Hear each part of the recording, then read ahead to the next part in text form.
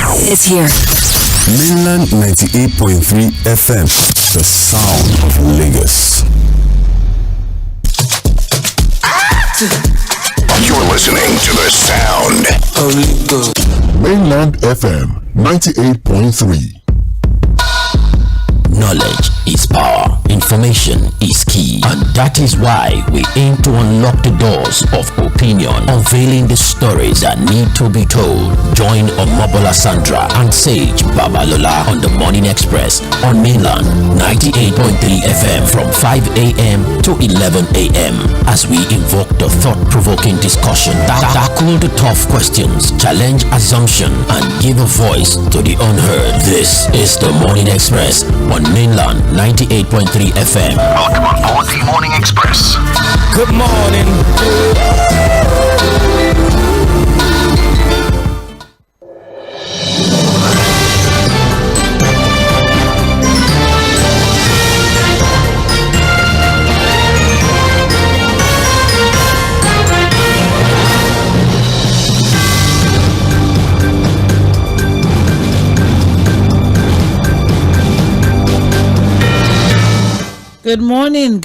Good morning. This beautiful Friday morning from Mainland 98.3 FM. Today is the 8th of March and it's International Women's Day. So yes, happy International Women's Day to all the women out there. Thank you for your amazing contribution to the growth and development of our society, of our great nation. Thank you for being amazing. Thank you for being resilient. Thank you for your strength. Thank you. This is just a lot of thank you in it. So yes, we are celebrating women this month. We're celebrating especially women today, and I hope that there's a woman out there for you that you have celebrated already. You can just send them a message, you can send them a gift, you can send them something, a token, or prayers, whichever it is that you can afford to do. But just ensure that you celebrate the women in your life. It may be your significant other, it may be your sister, your mom, a friend, a colleague. Just the women in your life. Just make them know or let them know that they are seen, they are heard, and that they are special. My name is Omobola Sandra. You're welcome to the Morning Express. We're kicking off with trends in the papers. We'll be looking through the major trending stories on the front pages of our dailies this morning.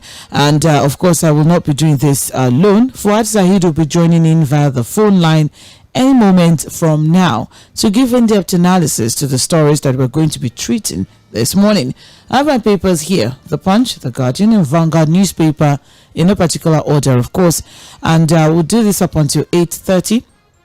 We'll take a break by 8:30, and by 8:40 we are back for Mainland Focus, where you, our dear listener, you get to be a part of the conversation.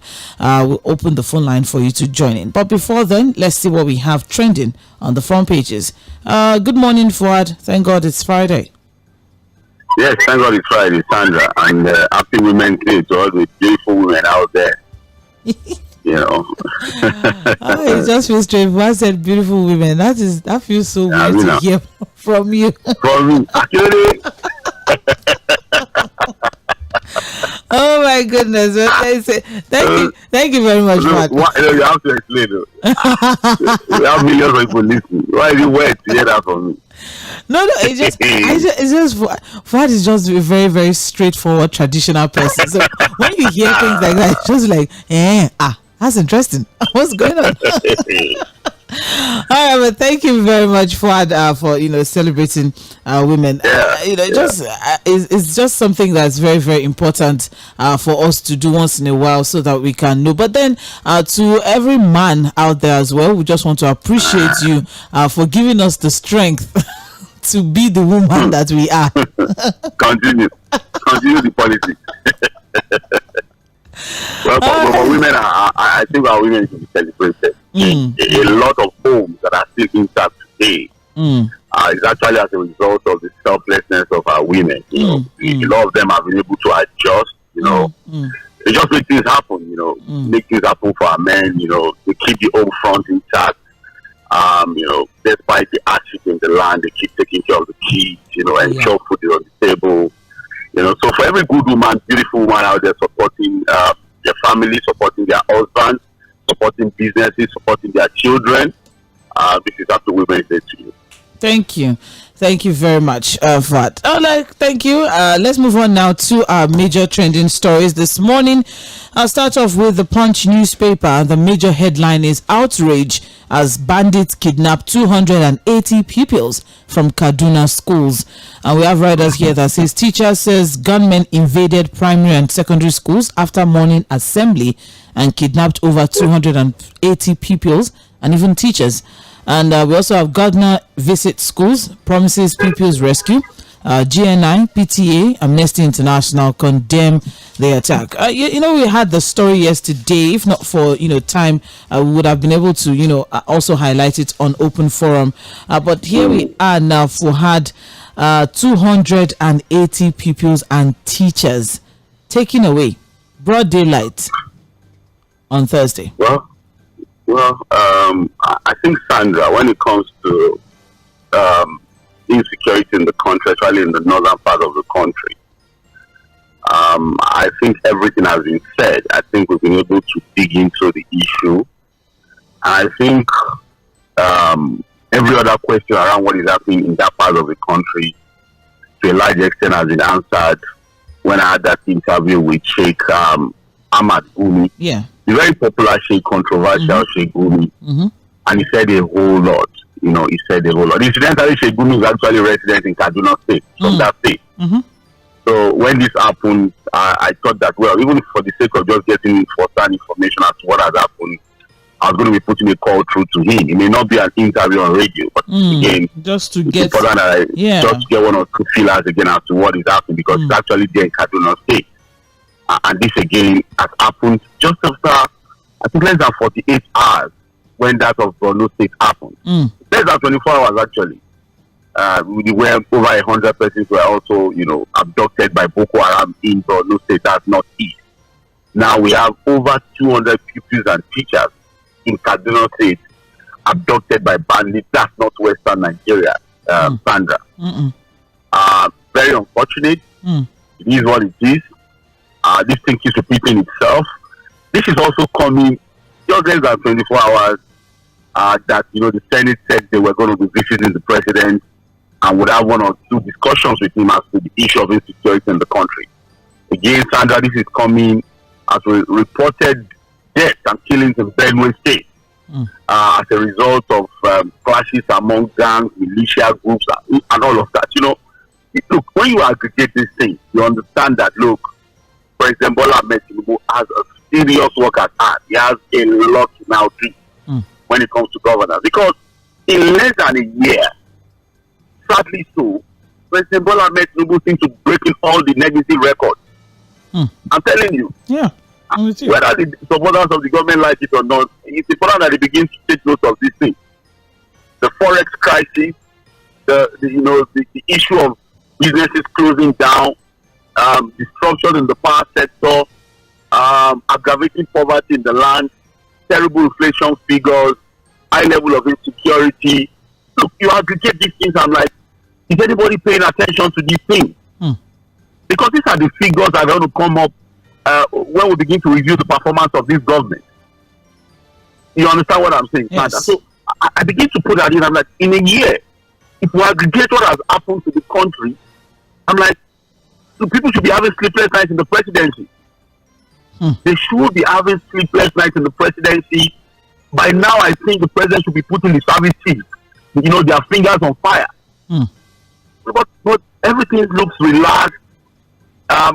We are not getting that sense of urgency. It's as if we are just sounding and becoming too alarming for the comfort of people in government. Everything looks calm on the other side. But in reality, Nigeria is not in a good place. I'm sorry.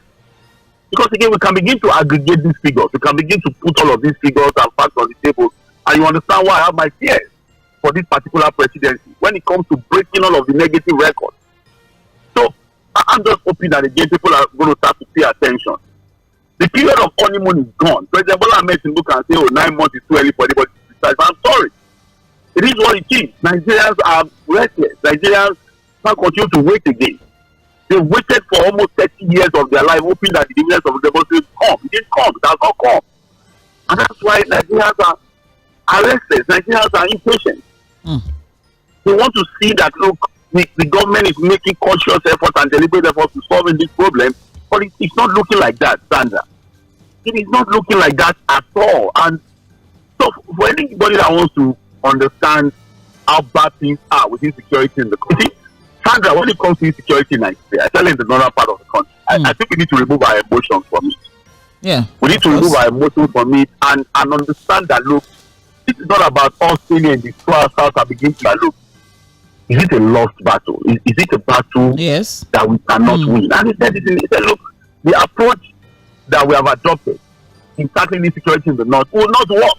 And that we need to begin to look at other means of solving this problem.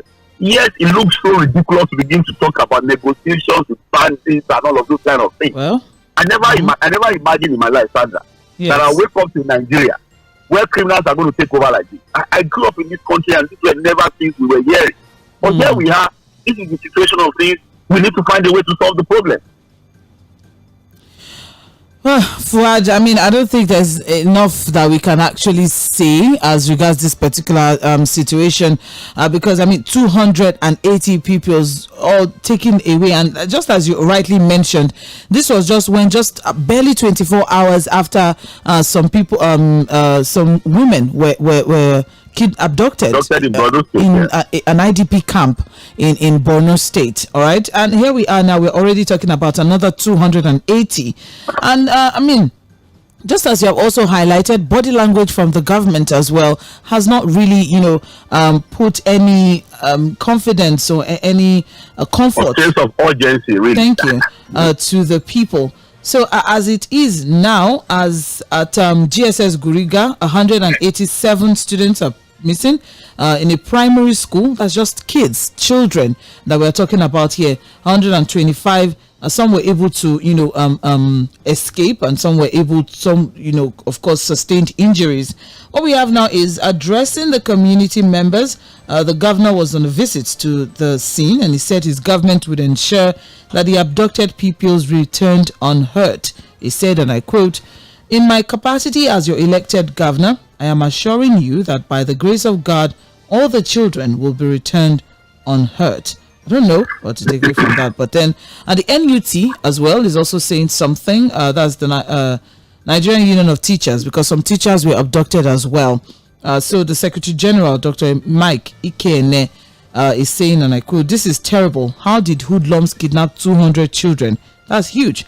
I sympathize with the parents and guardians because a thing like this can cause a heart attack, high blood pressure, and others. We have often asked the government to declare a state of emergency in our schools as far as security is concerned. I will advise that we invest in community policing as it is done in developed nations." What? Community policing. What do you think? What do you think of that suggestion to mitigate this issue of school security? Well, those are long-term solutions. Okay. State policing, community policing, those things are not going to happen very, very fast. You understand what I mean, Sandra? Yes, it's the right thing to do in light of the issue of insecurity we have as a country. Now we need to devolve the policing system. Decentralize it completely, take it to the local level.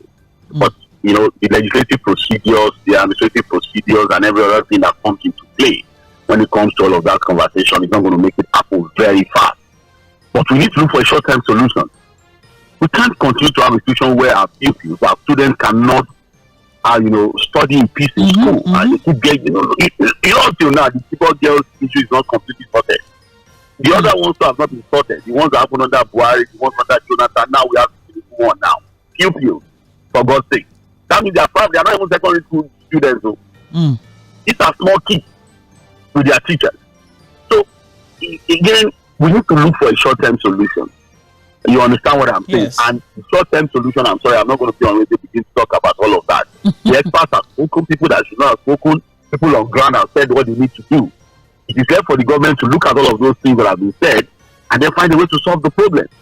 Because some of the things that are supposed to be solutions to this thing are not, maybe even fit for radio for sake of the sensibilities of the issues and all of that. But the reality is that the government have all of these takes, they have all of these opinions, they have all of these experts telling them what we should do. And this is the time for them to pay attention to it and solve the problem short term, while we look at a more sustainable way of solving the problem.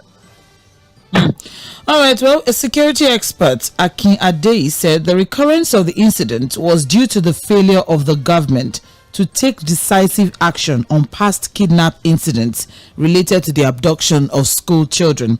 So while describing the development as unfortunate, he said the essence of punishing offenders was to serve as a deterrent to others. Because, I mean, the last time that children were kidnapped, in recent times, that is now, I'm talking about the Ekiti situation, where, you know, they had to cook rice, put cooked beans and did all of that and took ransom to them, although no ransom has been mentioned in this particular situation. But a situation where we have, you know, it's almost like a reward.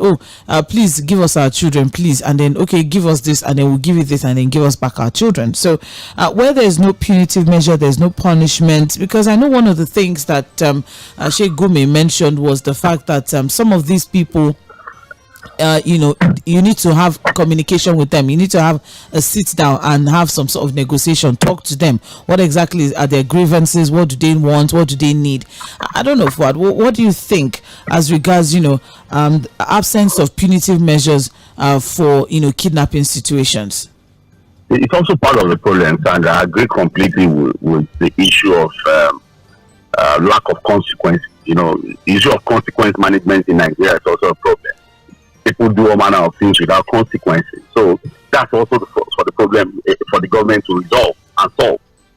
You know, but again, you can't be talking about consequences without capacity. You know, because when there is lack of capacity in terms of deterrence, then you can't even activate proper consequence management. If you understand what I'm saying, because the first thing we need to always ask ourselves is that, do we have the capacity to deter these things? So if we have seen that we lack the capacity for deterrence, we can't be talking about consequence. And what do I mean by capacity for deterrence? Do we have what it takes to rein in these criminals? Do we have what it takes to capture and deal decisively with these terrorists? You understand what I'm saying? It's something we are sure of that we have the political will, we have the technical know-how, we have the intelligence capacity, and everything, military strength and might, to weed out these guys, deal with them decisively, and then we cannot be talking about consequence management. But consistently, we seem to be lacking a lot of the things I've highlighted, Sandra.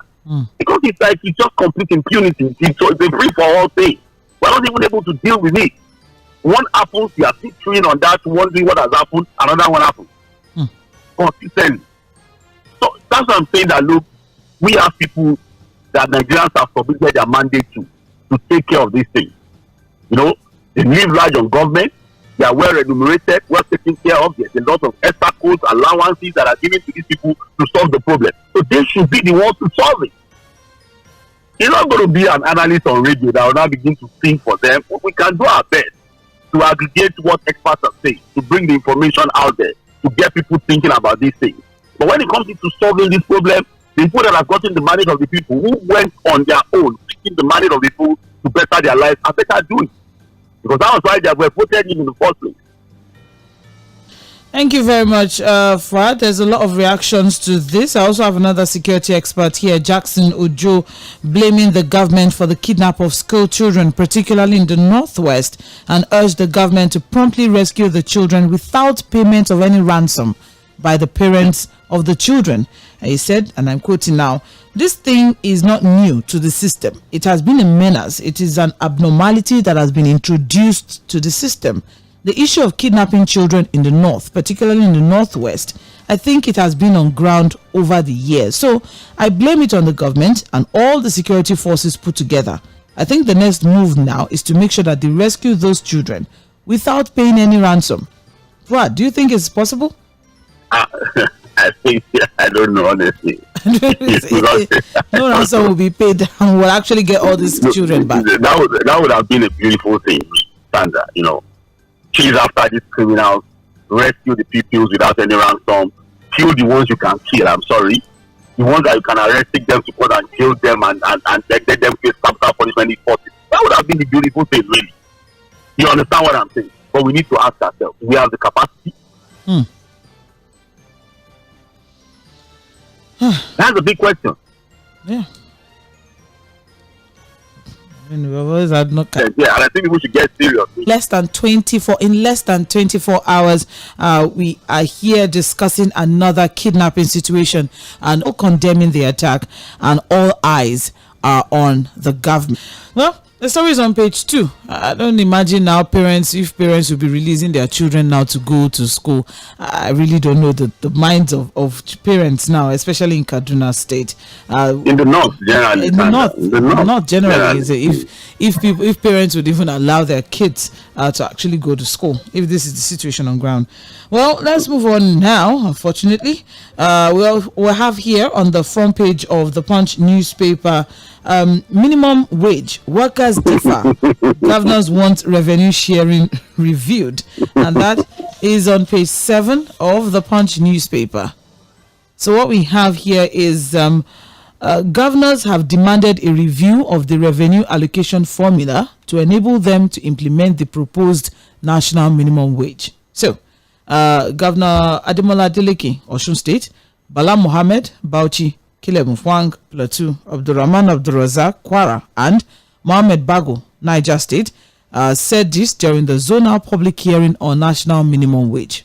They insisted that the current revenue allocation must be reviewed in favor of states to empower them to meet the workers' expectations. So currently, what we have is that the federal government gets 52%, 52.68%. That's our local government. We know the situation between states. So it's just two. Let's talk about 2 levels. Don't bother with local government. All right. So in a meeting where states propose various figures as a living wage, referencing the current economic crunch and the high cost of living, what we have here is now that Southwest governors at the hearing, which was chaired by Minister of Finance and Coordinating Minister of the Economy, Mr. Wale Edun, called for an urgent review of revenue sharing formula to favor states and local governments. What? Our governors are doing amazing things. They want more now. They want more. That's Laura in one word. So they're saying now that, if you want us to actually live up to this expectation of increasing minimum wage, you guys have to increase whatever it is they are giving us. So now they're not even looking at, we had a conversation yesterday. They're not looking inward and say, okay, what can we do from our state to make some money and add to what we are getting from the federal so that we can meet up to the expectations of labor union. No, they are not wired to think like that. So they are wired to say, see, if you want us to do this, then you have to increase what you're giving us. Of course, now that's the model. Really. That's the model of governance we have in the country. You see this particular issue, this minimum wage conversation, Sandra, it has now become yam scatter. I'm sure the other papers have what the labor unions are proposing. Unfortunately, the labor union is not even in agreement. They are not even on the same page as to what they are demanding. The NLC is demanding something else. The TUC is demanding something else. At the different state levels, they have different figures. So they are not even united in their demand for a minimum wage. If you check the papers, I think the NLC at the federal level is demanding 794. You understand? And I think the TUC is demanding 497. So in fact, the figures are so similar. They are inverse proportional. It varies by region, because what I have here is the South. Workers in that region are proposing 850. And then you have TUC Akwa Ibom, NLC Akwa Ibom is saying something. TUC Akwa Ibom is saying 450. He's saying that. So the figures are varying actually. So many figures. Really, so many figures. Yeah. You have Southwest proposing 794 for NLC. TUC is proposing 447. FCT is demanding 709,000. Northwest is demanding 485. So it's just, I don't know, it's just all over the place here. This is what you call complete bubu yaya. Now this is the issue, Sandra. Now the conversation around states getting more allocation to be able to deal with minimum wage demand is a different conversation entirely, because that would go again into the conversations around restructuring, resource control, a restructure of the federal account allocation committee structure of dividing allocations and all of that. That's one conversation. Now, I think people need to be very careful. Organized labor, the organized private sector, and all Nigerians when we go into this minimum wage conversation. Now, I can see a trajectory, and it's a deliberate trajectory that has now been planted in the minds of the average person out there. And what they are now saying is that, all of these figures you people are talking about, if you get do it, we are going to cause inflation. Rent will go up, the price of food will go up. It doesn't make sense. Labor is just making unreasonable demand. If you now begin to what labor should be talking about is how to make things better, how to create an enabling environment. Beautiful argument, Sandra. That if the government dares increase the minimum wage, the way labor is demanding for it, you are going to have hyper inflation. Automatic. I agree completely. Simple economics has taught us that. Even experiences from the UDOG award have taught us that. Look, when you do this, you are going to cause serious inflation. But Sandra, why is it that it is that thing that concerns the poor people and ordinary people that we are happy to take cut inflation? So all the reckless spending in government, the 5 billion for innovation, the 15 billion to build houses, 6 billion for car park, humongous allowances and extra quotes and buying of SUVs every year and buying computers, that one does not cause inflation. You don't understand. It's a one-sided argument. That thing that concerns the poor person. I'm not saying that, look, there are no facts to that argument. But if we're going to be arguing about cost-put inflation and inflationary trends, let us take it holistically. If the minimum wage is going to cause inflation, can we also agree that the reckless spending of people in government is also causing inflation? So that we are not just one-sided with the argument. Yes. Even though we know that all of these demands from organized labor, whether to use your NLC, regional or non-regional, it's not going to happen. I said it yesterday to say, if the labor union is lucky to push the minimum wage to more than 50,000 naira, they've done a serious work. I'm telling you. If in all their negotiations, whether they fight new, they are able to push it to little above 50,000. They are right. You see. But what we are saying is this, Sandra, this minimum wage thing, how did it come about? Why is it now a point where labor is now making some of these ridiculous demands? Because I consider some of these figures as ridiculous.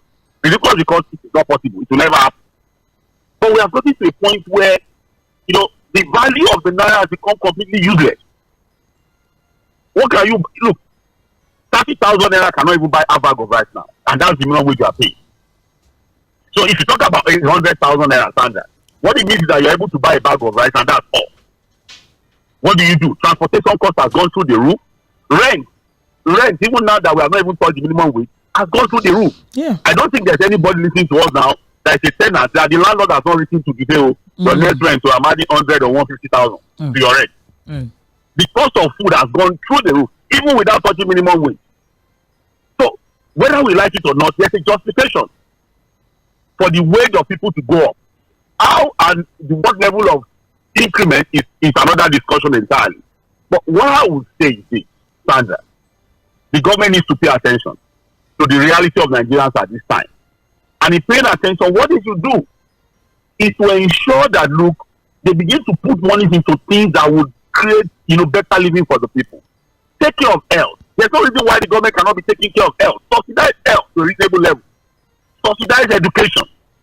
Look at organized public transportation system and find a way to subsidize it. Though that may be extremely difficult, but it is something we have to continue to talk about. And so many other things. This is time for the government to begin to look at how to support business. You understand? Save SME.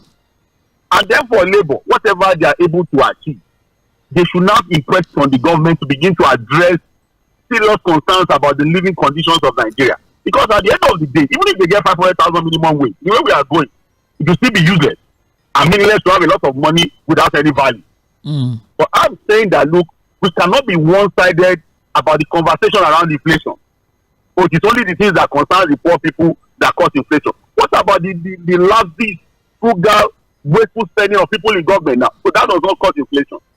And then my conclusion on this particular one is that, look, as we are discussing minimum or living wage for the organized labor and the organized private sector, we should also put it as a point of conversation.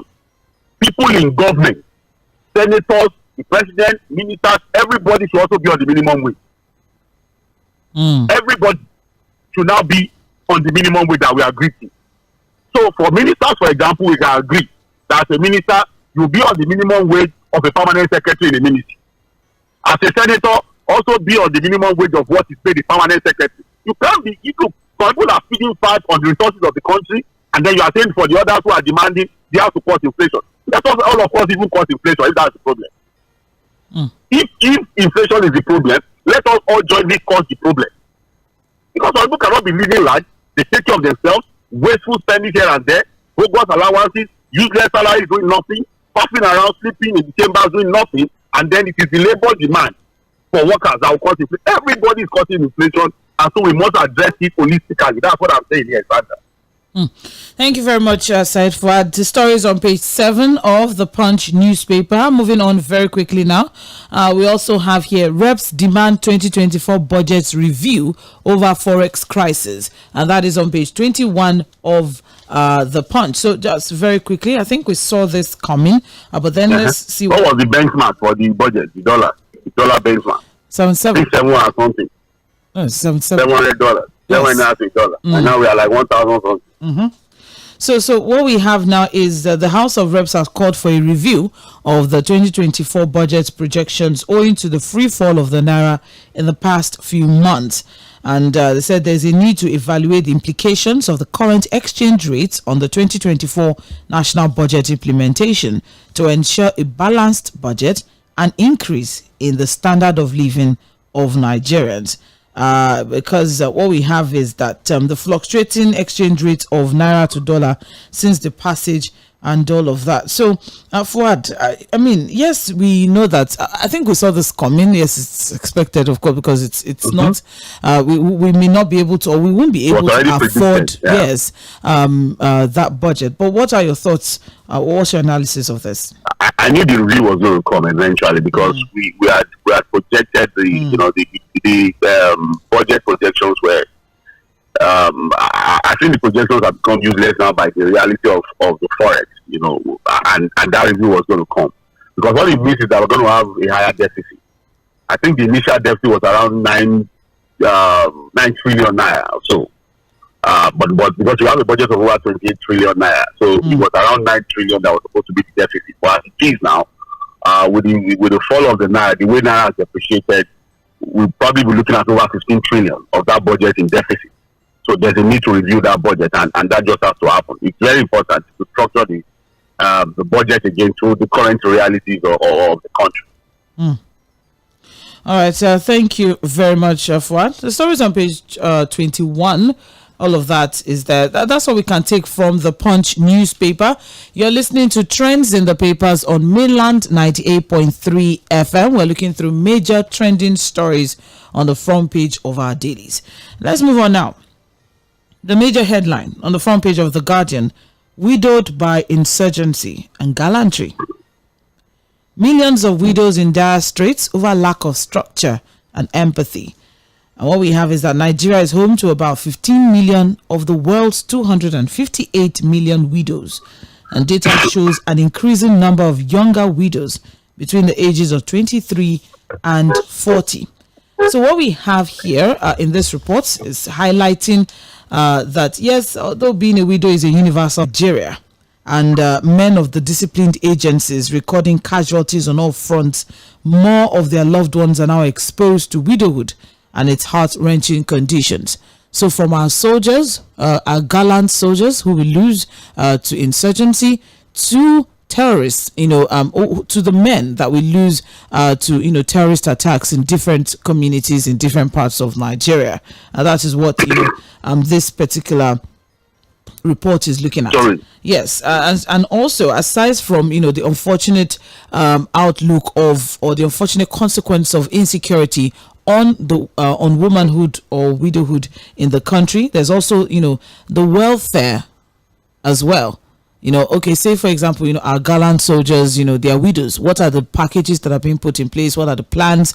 What are, the things that are being done, especially also for their children, their education, the education of their children that they leave behind, especially those soldiers who will lose in line of duty. And also to the women who have to, now become the head of the household when terrorists attack their communities, and they lose their husbands to either the husbands trying to protect them. Remember, Fuad, those who were abducted from the IDP camp in Borno State were women. A lot of women. So when you go to IDP camps, Fuad, a larger percentage of women in those IDP camps. So that's what this particular story report is looking at. Well, I think the problem, the reason why we have that huge number of widows in the country, as you well highlighted in that particular report, and also the failure of the government at all levels, at different levels, to look at the causes and also look at how to address, the fact that a lot of them are abandoned to their fate. They say that our heroes who lay down their lives, leave wives, leave children that nobody really cares for. I think really, we did a CSR recently, that's Mainland FM, where we bought jam forms for, children of police officers. We bought for, I think those of the army number of army them as well, yes. Well, just as a way of contributing and giving back to the society. And of course, the focus was to look at our heroes who protect us, who lay down their lives. So if as a private organization we can do that, one would expect that the government should be more focused in also taking care of things like that, accommodation, housing, feeding for them. But on a general scale, Sandra, what I also think is that, look, for individual families, I think it's important to empower women. Women empowerment is key now, if you understand what I'm saying. Because there's always this notion from some people that, women can always take care of themselves, or no, the man can just continue to do everything without empowering the women. I think one of the things we've learned from the modern day issues we have is that, look, no matter what you earn as a man, try to empower your wife. Make your wife also empowered, so that, who knows, if anything happens, she's able to stand and continue to push on for the children. Yes, a valid one. Well, also, there are no specific laws that, speak against the ill treatment of widows in Nigeria, but then there have been thousands of stories of how rights of widows are being violated daily and how inhumane the society can be.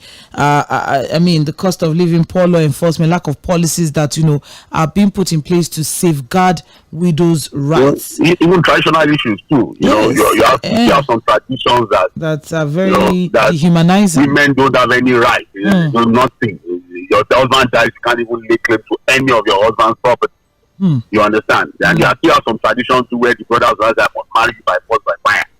All those kind of local kind of things. Like this, Sandra. It's a point of conversation that we should have. How well are widows protected in Nigeria? Thank you very much. Well, there are a lot of reactions here. There are also some solutions that have been profiled by stakeholders. We can get all of the details on pages 4 and 5 of the Guardian newspaper. Moving on now, Labour divided on minimum wage. NLC demands this, TUC demands that, and that's on page 6 of the Guardian newspaper.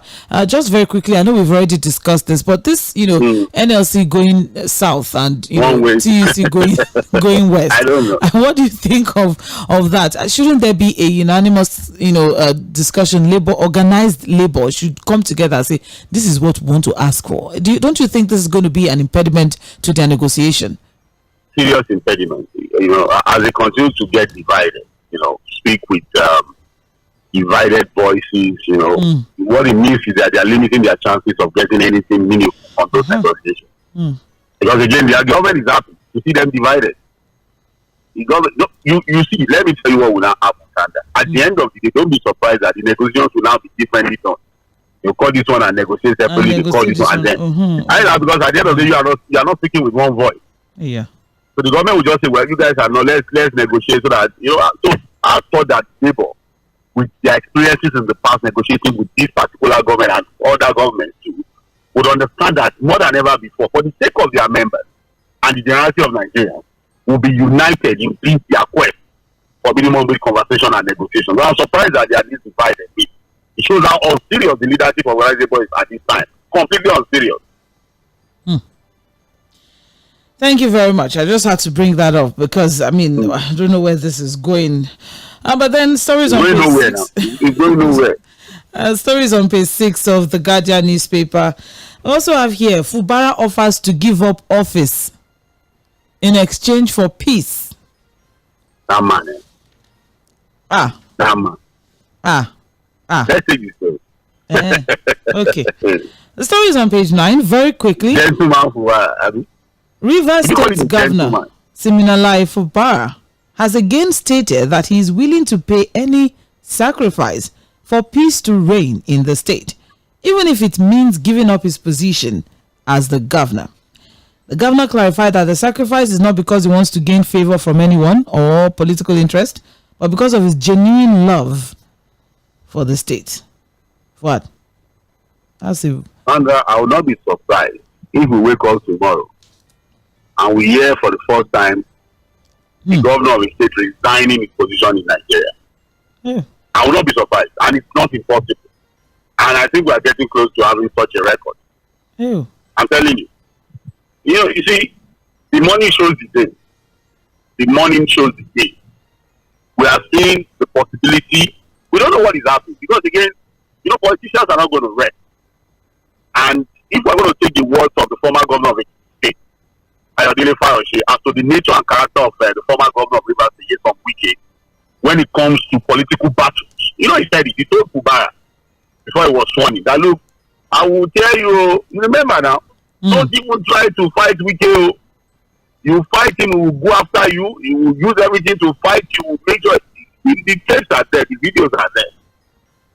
And what we're saying is not anything different.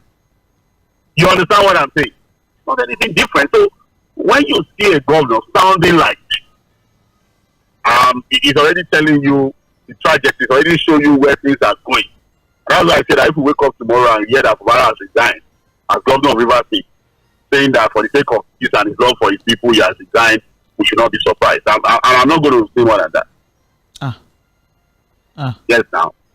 The man said he lost his state, and so he's ready to do anything. If he has said it before, that there's no sacrifice that is too much. For the sake of peace in Rivers State. If it means leaving his position for the sake of peace, why not? He should do it. Good luck to him. It's okay. The story is on page 9 of the Guardian newspaper. Let's move on now. We also have here, court admits evidence in $6.2 million alleged fraud suit against Emefiele. We wish Emefiele all the best in all these troubling times that he's in. Along your Bombay. It's a very serious situation here. Along your Bombay. The story is on page 3 of the Guardian newspaper, and that's all we can take from the Guardian newspaper this morning. You are still on to trends in the papers on Mainland 98.3 FM. Thank you for staying with us. Time check right now is 8:24 a.m. I have Fuad Saeed via the phone line, and my name still remains Omopola Sandra. All right. I also want to appreciate those who are with us on Facebook. I see we have some people joining us on Facebook. Thank you very much. All right.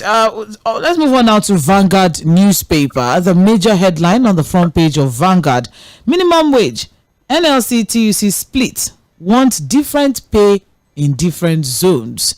Now, we've talked about the split of NLC and we've talked about a lot of things. That's just the beauty of having all of these multiple papers. But then let's look at this. A different angle from the Vanguard. The angle of zoning, yes, separating the payment by zone. We have looked at all the other aspects, but now Vanguard is now bringing it, to the spotlight that they're also requesting. I mentioned it earlier. South is, let's do this for South, let's do this for Northwest, let's do this. So, what do you think of, a regional-based negotiation or region-based negotiation? I want to say I don't have a problem with domesticating this conversation. Okay. Taking it to regions, even taking state by state. Because the organized labor has represented, they have structures in different states. So, and that's why it's not really a problem if the regional thing or even the state, because the regional thing is not going to be so easy too. Because within the same region, states have different capacities. You understand when it comes to what they can pay. So, I don't really think it's a problem if the organized labor decides that, look, it's going to be a state-by-state kind of negotiation. And so whatever this state agrees to, the other state can agree to what they want to agree to. My problem is that they are not speaking with one voice. That's just the problem. You understand what I'm saying? Mm-hmm. Okay. That division is my problem, really. Because you don't go into negotiations like this with a divided house or a divided voice. So I would hope that the leaders of organized labor will be selfless enough to understand that this is time for them to be more united than ever. And again, we should be careful to go with these singular narratives of inflation or no inflation. This inflation figure, now everybody they cut up. So if they are saying minimum wage as it's being demanded is going to cause inflation, can we also tell our elected politicians that their lifestyle, their spending, their emolument, their salaries and all of that is also causing inflation? They need to bring it down. So let everybody be on minimum wage. Thank you very much. Well, that story is on page 5 of Vanguard newspaper. You can get all of the details there. The rider says NLC TUC public sector proposals ranges from 120,000 to 850,000. South workers propose 850 as governors stay away. Like I said, if they do anything close to 100,000, try at all levels. So if the negotiation gets them close to 100,000, which I doubt will happen, they try. Southeast NLC wants 540, Southeast TUC wants 447, Northwest TUC wants 485. Governors Sean Parley, wage increase unsustainable without adjustments in national economy, says Southwest governors. And I think we need to explain this minimum wage thing. What it means that's the lowest any worker in Nigeria would earn. So it affects the private sector as well. That's why they have representatives there in the committee. Yes. That's why NECA is representing the private sector. So what it means is that if they agree to 540, for example, the least any worker in the private sector would earn is 540,000. Even though the government is not going to fund anything. So even businesses that are struggling to survive. And that's why they have representatives there now. NECA is there representing the private sector. Well, the unfortunate thing is their voice is not loud enough. Maybe they are not 괊ᴜ because we don't have. They are not pushing out figures from their own NECA quarters. is there. NECA is in the committee negotiating for the private sector. And that's what I'm saying. We've not heard any figure from NECA in this. No, they will talk later. They are waiting to. They are gauging. Are you there, Fuad? Are you in the tripartite committee? All right, the story is on page 5 of Vanguard. And finally, from Vanguard newspaper, we have here Edo Guba. Women, youths want suspension of Shaibu's impeachment process. We have writers here that says, we want peace, but we can't stop lawmakers from working. But what do they want, really? Says PDP.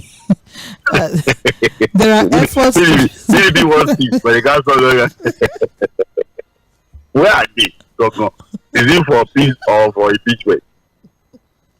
You can have impeachment with peace. It can be peaceful. It can be a peaceful impeachment. Okay, well that's fine. If it's peaceful impeachment, we understand that.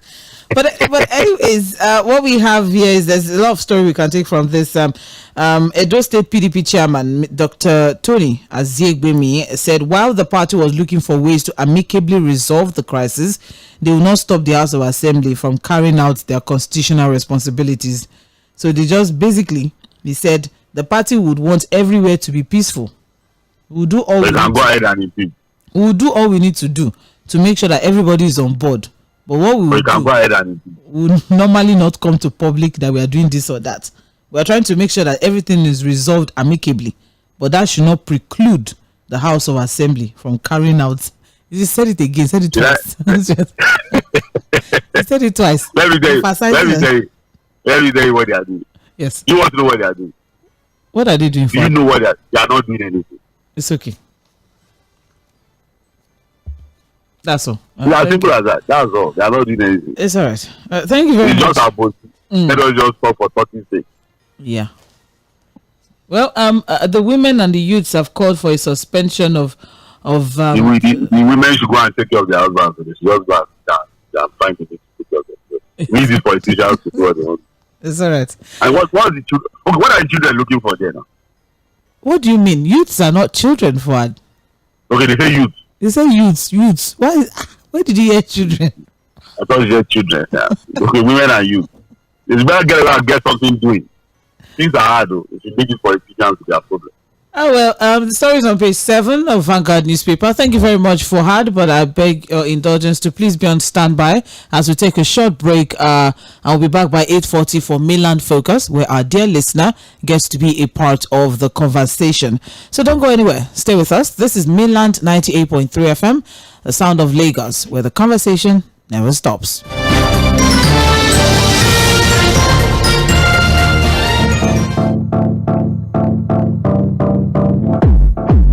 This is Mainland 98.3 FM, the sound of Lagos.